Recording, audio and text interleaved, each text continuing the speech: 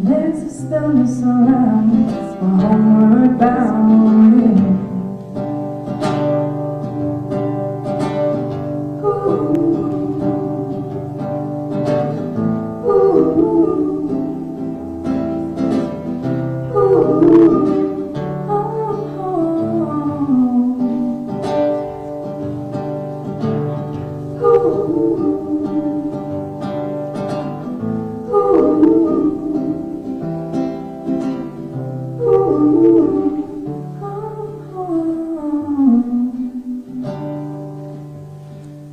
There's a stillness around, we're homeward bound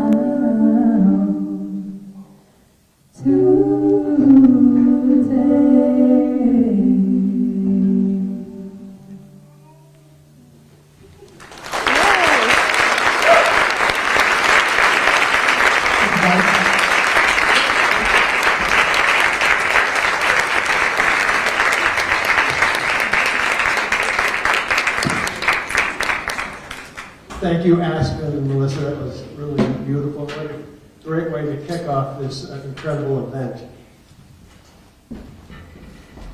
It's my pleasure to introduce Reverend Walter Kendricks.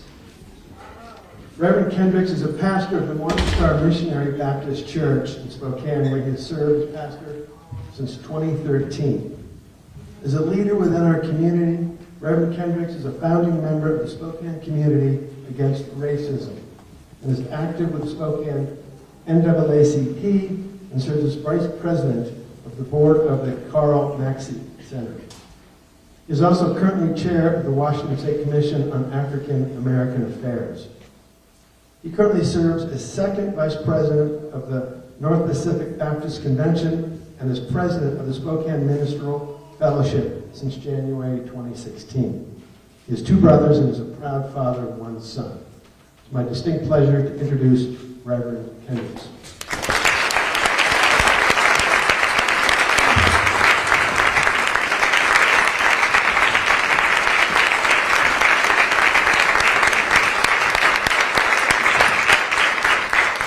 Thank you so much.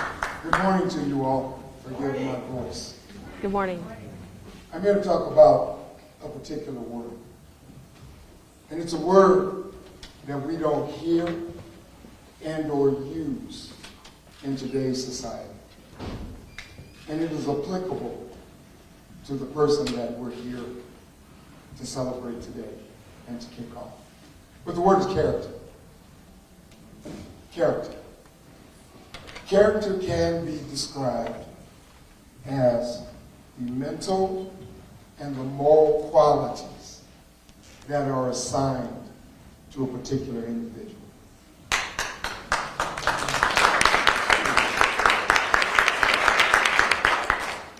Character is also how you treat people when the cameras aren't rolling and no one is around. Character is how you interact with people when they can do nothing for you, they cannot return the favor, but they are dependent on you. That's character. Tell you a quick story. Pre-COVID, somewhere around 2019, on a cold morning, a Saturday morning, at that point in time, I lived up north, way north, over by Woodward. So I was out doing something early Saturday morning, and I saw a car pull up in front of the apartment complex where I was living. And out popped an individual, and I thought I recognized them, but I was, quite a few feet away. But what they were doing on a Saturday morning, and it was cold, they were delivering food boxes to those that were in need. No one saw them. They weren't doing it as a photo op. They weren't getting any credit for it, but they were doing the work. Character. Character is Lisa Brown, and that's why I'm here. Thank you.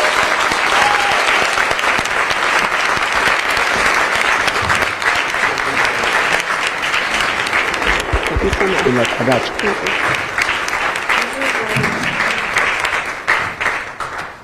you. As I said, I've known Lisa for a while, and I think Reverend Kendricks hit it nail on the head describing Lisa as we all know her.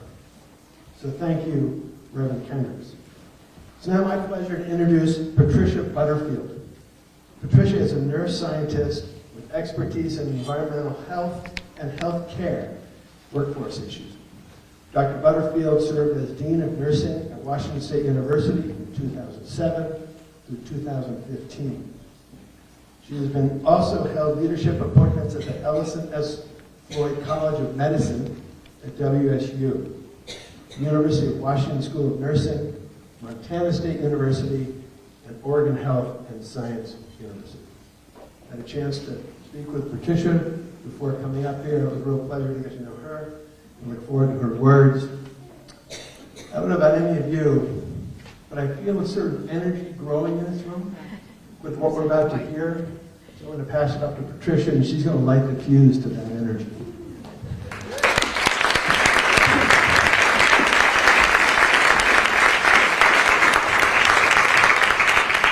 Hi, I'm Patricia Butterfield. I'm a small business owner, the past dean of nursing at WSU, and a grandmother. And I am so proud to be standing here to introduce the next mayor of Spokane, Lisa Brown.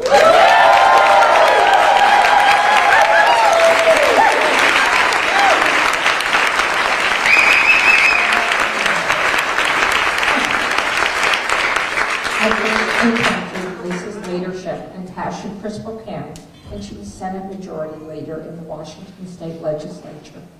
When she saw workforce gaps in Eastern Washington and saw how they were harming patients' access to care, she helped secure funding so that we could educate more nurses, doctors, and pharmacists. In the Senate, Lisa saw the potential of the WSU Spokane campus. She championed funding to expand WSU's facilities and buildings. Today, we see the impact that her support has brought to our community.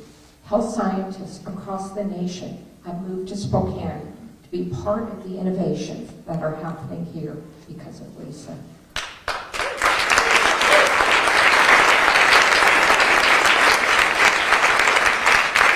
I saw Lisa's passion for Spokane when she served as chancellor of the WSU Health Sciences campus. She led the effort to develop the Ellison S. Floyd College of Medicine. She brought together a bipartisan group of elected officials and business leaders. Together, they expanded medical education in our region. This accomplishment has been transformational for our community. Lisa got it done. She got it done quickly, effectively, and in Ellison time.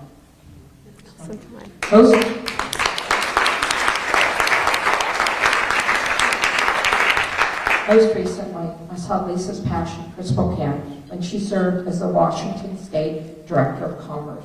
She worked to foster economic development throughout our region. She supported the advancement of biotech and health science industry clusters.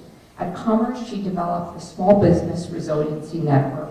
Her efforts helped small businesses like mine get back on their feet after the pandemic. Lisa's work supported the expansion of broadband into underserved communities. And last but not least, Lisa dramatically expanded investments that have led to affordable housing in our region. Yep.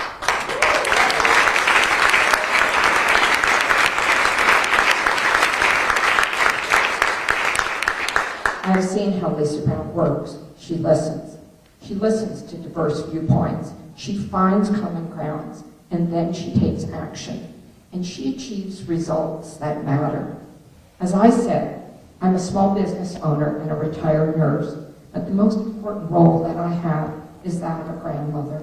When I think about my grandchildren's future, I want to know that the most effective leaders are at the helm. I want to know that they can improve our communities today while safeguarding our future. Lisa Brown is that type of leader. She is wise. She is effective.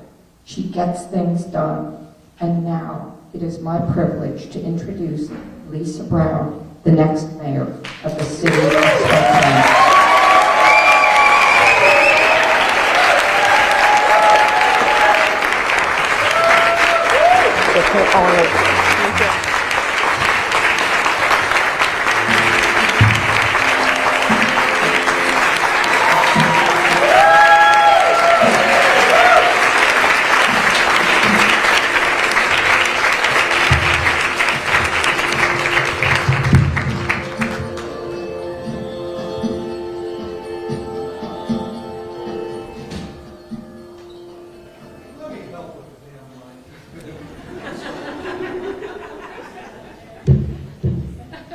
How's that, Don? We'll do it this way, miss.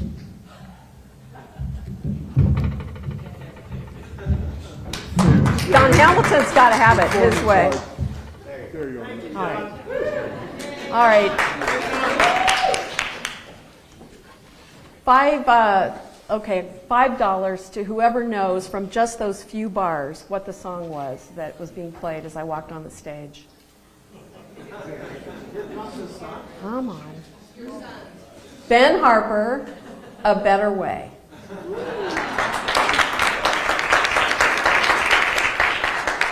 Good morning, I'm Lisa Brown, and I do believe in a better way. So today I'm announcing my campaign to be the mayor of the city I love, Spokane.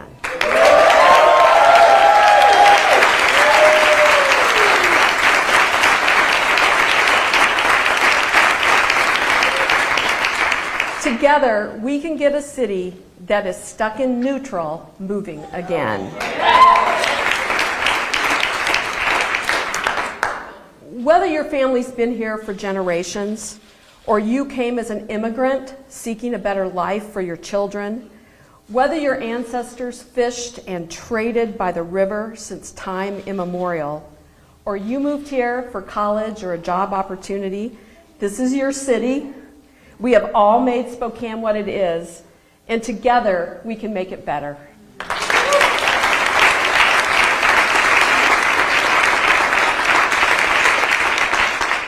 Truth and acknowledgement are critical to building mutual respect and connection across all barriers of heritage and difference. So as we gather this morning, I'd like to acknowledge that we are on the ancestral lands of the Spokane tribe of Indians, and that many tribes have been here, and they are connected to us and to the land through their shared history of trade, celebration, and respect for natural resources. One of my guiding principles as a teacher and a leader is that we can work together better by finding common ground first, finding that common ground to stand on. Despite the political polarization that we've all experienced, it's caused many people to feel discouraged or to tune out. I believe there will always be more that unites us than divides us. And it's important to start there because we will have to have some tough conversations. So let's talk a little bit about that common ground. Let's face it, Spokane, no matter what you hear on the campaign trail in the months to come, we all want safe neighborhoods. We all want police and fire to respond quickly to emergencies and good health providers to be there when we're ill. We all want to live in a city with economic opportunity, good jobs, and thriving businesses. We all want to find a home. Thank you, Aspen and Melissa, for the beautiful song called Home. And we want to have schools near that home, trails, places to walk, thriving neighborhood businesses. For me especially, there better be coffee and there better be pizza. We love the river, the mountain, the trees. We love spotting wildlife, turkeys or marmots, attending a great concert or a sports or cultural event. We have faith communities and family and cultural traditions, from turkey trot to the Lunar New Year, that are very different but are deeply important to us. We all want the city to run well, for the potholes to be fixed on a day like today, for the snow plows to run, and we all want the Zags to always be in the Final Four. On a serious note, we all don't agree on some fundamental things, and we won't always find that common ground that we seek. So I want you to know, when that happens, if it's a case of a fundamental value or principle I hold, I will stand my ground.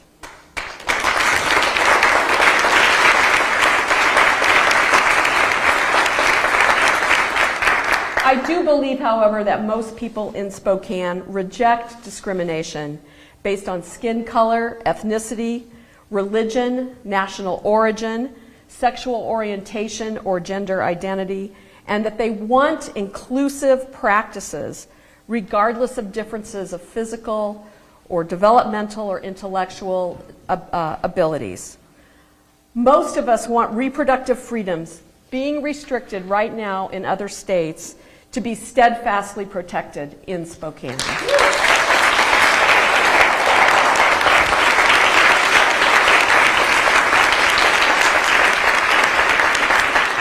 Most of us want everyone to be respected and treated with dignity and for things to be fair.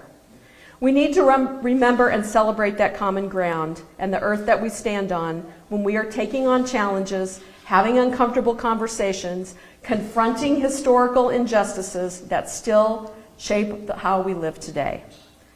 Throughout our history, we have had leaders, some well known, some completely unacknowledged, who have left a positive legacy, who have inspired people to work together to create good things for our community. Many of those leaders are in this room today, and I just have to say how honored I am that you are here, as well as family and friends that I have known since my early days in Spokane. Obviously, that includes the leaders involved in some of our iconic things, like Expo 74 and Bloomsday, King Cole and Don Cardon. But it's also good to recover the history of organizations like the one that is sponsoring us today. We are here today as part of their venue, the Women's Club of Spokane, a service organization in Spokane since 1905. A large part of our quality of life and the character of the city comes from initiatives and organizations and local leaders that strengthen our community every day. And I would like to tell you about some of those because they are what have inspired me, educated me, shaped me as a leader, prepared me to be your next mayor, and taught me a better way. But first, there's something that needs to be said. I'm here today.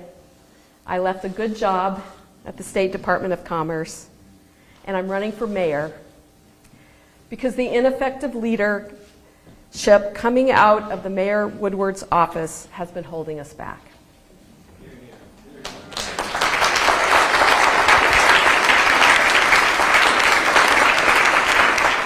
There are good, talented people working for the city of Spokane. We have a lot of assets as a community. We have good ideas. There are people and organizations and public and private sector businesses and more that could be at the big tables contributing to solutions. But unfortunately, forward progress has stalled.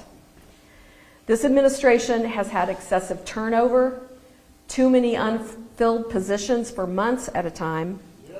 There's too much conflict. Conflict with the council, conflict with the state, conflict with communities of color.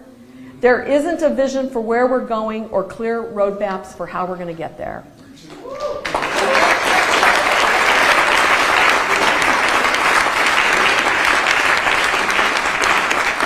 Four years ago, the mayor ran on two issues: homelessness and crime downtown.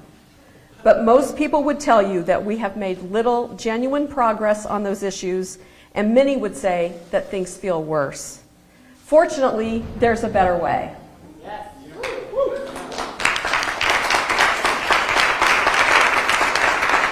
Since moving here in my 20s, when I was working on my economics degree, I've had a series of opportunities that have prepared me to serve as your mayor. I've been an educator at Eastern, go Eagles, and Gonzaga, go Zags, a legislator in the House and Senate, representing this district right here for 20 years, a public sector leader at WSU, go Cougs, and at the Department of Commerce.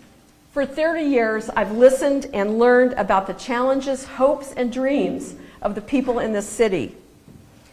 And I have a track record of working with local leaders, organizations, and individuals to meet those challenges and to help people realize those hopes and dreams. I'll give you just a couple of examples. In 1992, Spokane held its first Pride Parade, and an organization called Parents and Friends of Lesbians and Gays led by people like Helen Bonser and Marion Hammer, invited me to participate. Those early champions of civil rights, like Dean Lynch, who's in the room today, inspired my dedication to working in the legislature for civil rights legislation and over a 20-year career when we finally achieved marriage equality.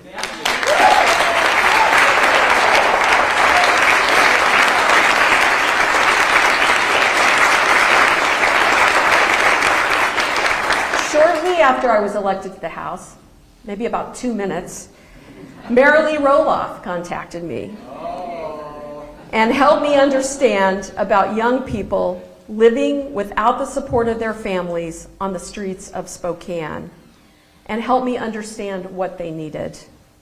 I worked with former Senator and former Mayor Jim West across the aisle to secure funding for Crosswalk. And then again, just recently at Commerce, as we supported what is now known as the Office of Homeless Youth. Best practices for preventing youth from becoming homeless and helping them when they do started right here in Spokane. Thank you, Marilee.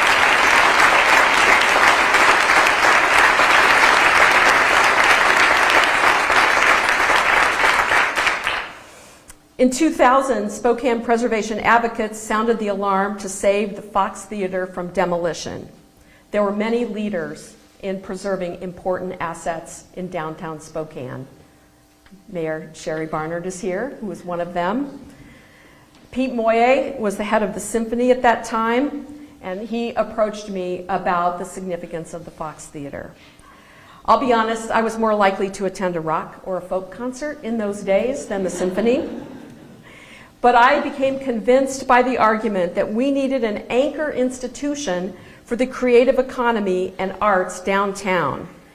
So we convinced Governor Gregoire and the legislature to put millions of dollars, and the Fox Theater was saved.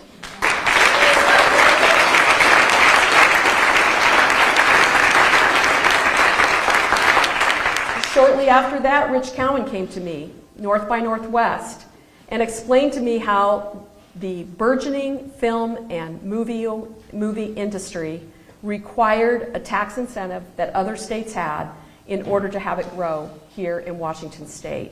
I was able to sponsor that original legislation in the state Senate. It's been strengthened by our local legislators here, especially Marcus Riccelli, Tim Ormsby, and Andy Billig. And now, recently, I toured in Airway Heights, the Studio A film studio here in Spokane County, just about to launch its next movie project.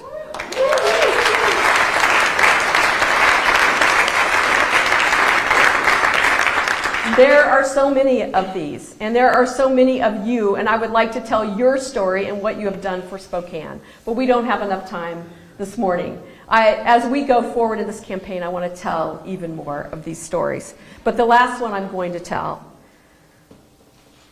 I want to mention Sandy Williams. Such an honor to be schooled by Sandy. Her leadership, truly transformational and inspirational to me. I'm so happy that I have been able to help her both personally and as the Director of Commerce to support the Carl Maxey Center.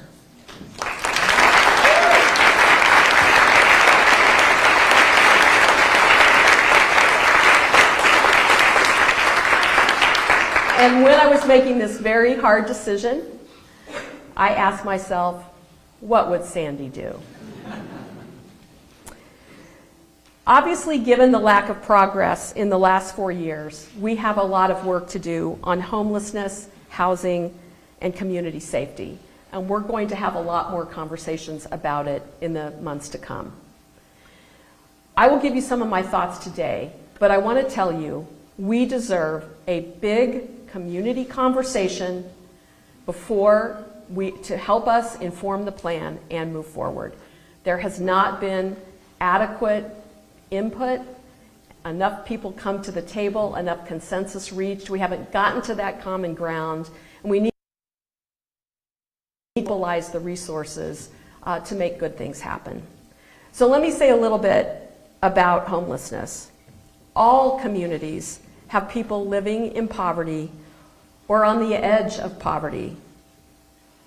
And Spokane has a large percentage of its population living paycheck to paycheck and holding on through the support of family and friends. Often people who are homeless experience other challenges or multiple challenges. They are victims of family violence. They are traumatized from either military service or other things that happened in their life. They have physical health challenges, disabilities, addictions, behavioral health challenges. However, this is clear. High rates of visible homelessness start to occur in communities, is triggered in communities when rental vacancy rates decrease dramatically and rents and housing prices rise rapidly. We are experiencing that in Spokane, and it is connected to the high percentage of people we see living visibly homeless on the streets.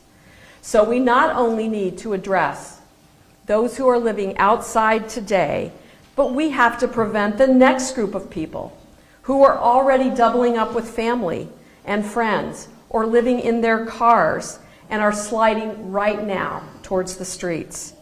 Increased housing supply has got to be part of the answer to that. The council has taken some positive moves. The temporary deregulation in single-family zoning is an excellent start, but we have to build on that at the local and regional level, set targets, make a plan to achieve them, and take advantage of every incentive and program that the state has to offer. That's something I'm good at and that this administration has failed to do. And for people currently living outside, we will soon have the results of the most recent point-in-time count. I participated in that count, talking to people in downtown Spokane a couple of weeks ago, and I have done it a couple of times before. Once we get that number, we have to have a realistic conversation. Do we have enough facilities and services to provide pathways to stable housing for those individuals? Good things are happening. We have amazing nonprofits. They are developing a pipeline of emergency housing and permanent supportive housing. It's happening, but it's not at scale. So we have to do better. And this administration's emphasis primarily on one warehouse on Trent being transformed into a large congregate shelter is not a best practice for successfully transitioning people off the street.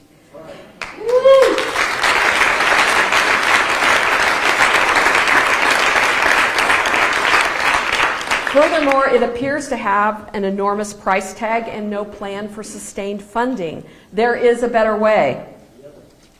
Let's talk about another challenge in our community, crime and community safety. What's missing from our current response? I believe one of the things is not an adequate amount of crisis mayor and the police chief that there is a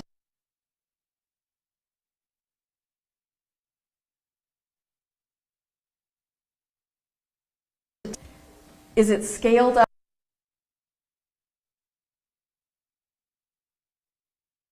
Medicine team being developed by Chaz. We will have a more immediate and systematic response to people in crisis in our community. Because this happened to me just yesterday. When someone is having a mental health crisis on the street, you hear and feel their pain. And it's scary. And we need to do something about it.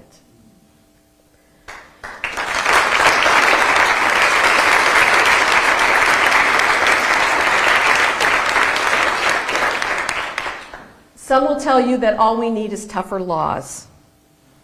I'm going to ask this question. Is there adequate enforcement of the laws that are already on the books? Let's take a look at that. And again, the administration has told us just recently that there is a new staffing plan. That may very well be a step in the right direction. But let's get the numbers out there. Let's look at it, and let's make some plans that are visible to the public and move forward.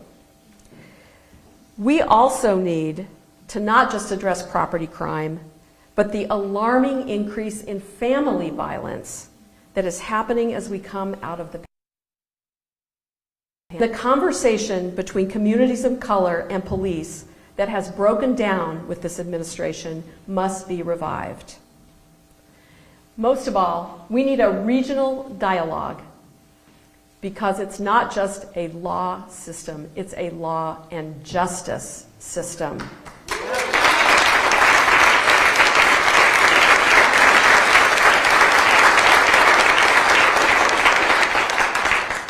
Two of our county commissioners have put a tax increase on the ballot for a new jail.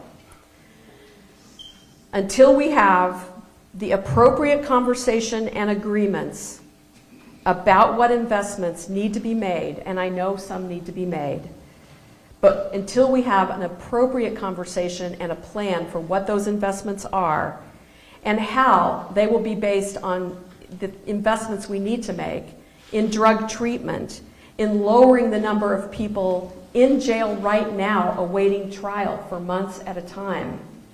Until we have that conversation, this measure is a blank check, and I oppose it.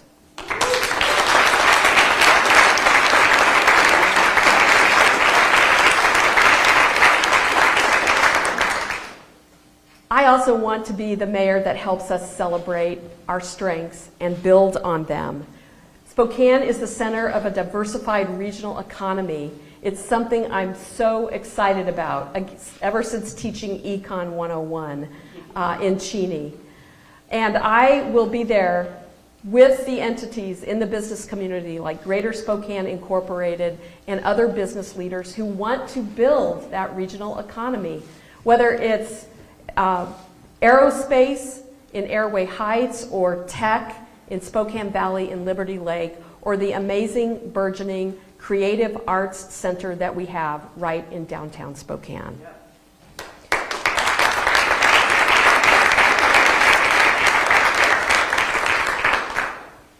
For this last part, we're going to play a little bit of music as a few of my friends and family and supporters join me on the stage. Just come on up.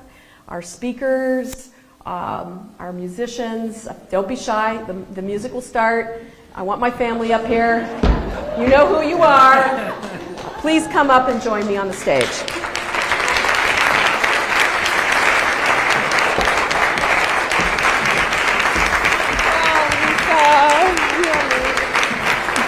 More. I want more of you. Come on up. You want to be here. Be part of this. Come on up. Family, friends, women's group, longtime supporters. Thank you, Marco. Come on up. Thank you, Carmela, Michael and Dean. I'm calling y'all. Nagmana, I see you. Mara Lee, Heidi and Dave and Sheila. Oh, this is great. Councilmember Wilkerson, Councilmember Zapone. Thank you so much. We've got labor leaders here. Thank you so much for being here. So just gather around. It is so meaningful to me that the community that has loved and supported me is also with me here today. And some of them are watching online. Their love and support is my strength.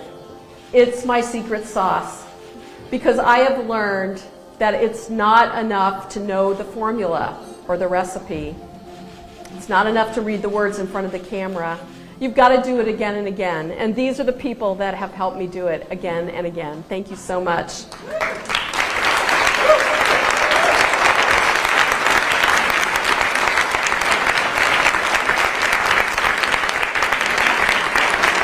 It's like, where is my husband? Thank you so much, Brian. Thank you so much.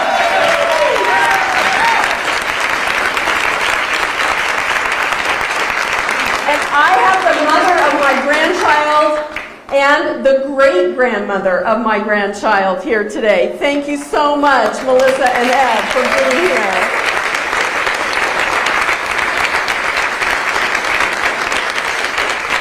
And here is my final message for the rest of you, and for those of you who may be hearing this today. To everyone who hears this message, I am inviting you to join this campaign for the future of Spokane, for the future of our city. If you have a good idea, an open mind, a big heart, if you have some time on your hands to volunteer, if you have some friends you can bring along, if you have some resources in your pocket, you can donate. LisaBrownForMayor.org. Any or all of the above, please join us. There is a better way. Let's create a great Spokane together. Thank you so much. All right.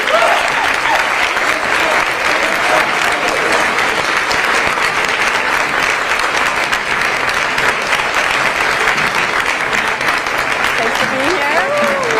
Thank you. Thank you. If you're just now joining us, former Washington State Commerce Director Lisa Brown has announced she will be running for mayor of Spokane against incumbent Nadine Woodward. Now, Brown stepped down last month from her state position after being appointed by Governor Inslee in February of 2019. So again, Lisa Brown has announced she will be running for Spokane mayor. In addition, Nadine Woodward has issued a press release that she will be holding a press conference at 2 p.m. today, and we will bring you that live as well on KXLY+. So be sure to tune in for that as we get updates there. Emily Bloom was out there with the Lisa Brown's announcement campaign. So she will have more details coming up tonight at 5. And again, stick around for Nadine Woodward's press conference at 2. But for now, live in studio, I'm Rob King for KXLY+.